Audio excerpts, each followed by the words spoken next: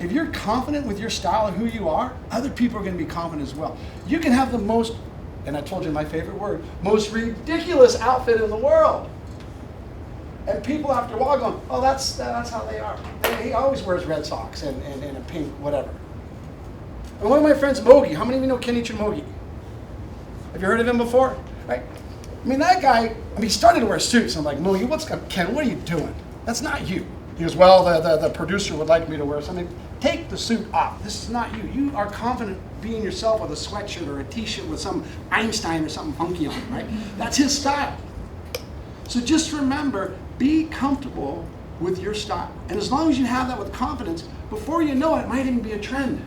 You might find other people wearing something similar. So just be confident with yourself and what you're wearing, and others will be too. Because everything is an exchange of energy and a feeling. And if you're feeling good and you're feeling confident, and other people kind of look at you and they'll go, but you're feeling confident? And then they'll go, oh, well, that's kind of cool actually. Maybe I want one of those. So just trust yourself and be confident, be yourself. The other thing that's really important is exchanging energy with the audience, being connected with the audience.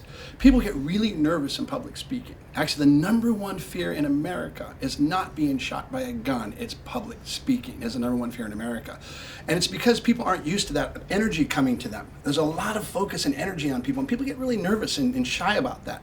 So one thing I would say is take that energy from the audience, because the audience really wants you to succeed. They want you to do well. Take that, receive that, it's positive, and then give that back to the audience and connect with the audience. I think that's also really important.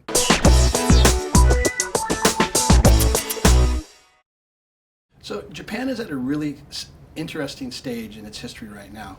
It's no longer a country that is producing many things, many goods and products. Most things are being outsourced right now to other countries. So the youth today actually will become global managers. What are the skills you need to be a global manager? Being able to communicate in English, which is the common global language. Having an understanding of how the world works and different cultures around the world. So without having experience overseas or abroad, it's very difficult to have that.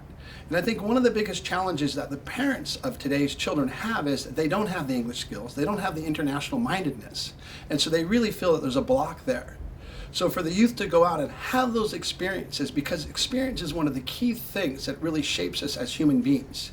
And if you are within one area, say of Japan, and you've never really left that, then it's very difficult to have an understanding of others and others' cultures. So having that experience, smelling, tasting, being sensorial, really waking up your senses and connecting with different cultures will benefit not only them as human beings, but also as future global managers.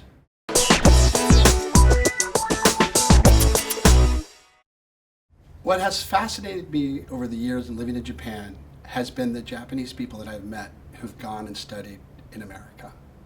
And the United States of America is a humongous country. I come from California, and California, actually the state itself is larger than Japan in a very similar shape. So when you say study in the United States of America, and you think about that, it's so broad and it's so different. It's almost like going to 5 or 6 different countries within one country. So I think that's kind of wonderful, as you can go to many countries in a way within one country, but everybody is speaking English. And so I think that's one real advantage of going to America, because it is so diverse and there's so much that it offers and opportunities that it offers. And I think by not leaving Japan and staying in Japan and having that experience somewhere else, and because probably the most strategic relationship for Japan in the world is with the United States, and because of the importance of that strategic relationship, I think it's very important to actually go and understand the people. Until you've smelt the smells and tasted the taste and really have those conversations and have that inside your blood and that feeling, it's really difficult to have that understanding and have that perspective. So because of the importance of the relationship and the diversity, I think without a doubt, the United States of America would be the top choice, I think, for Japanese students going overseas.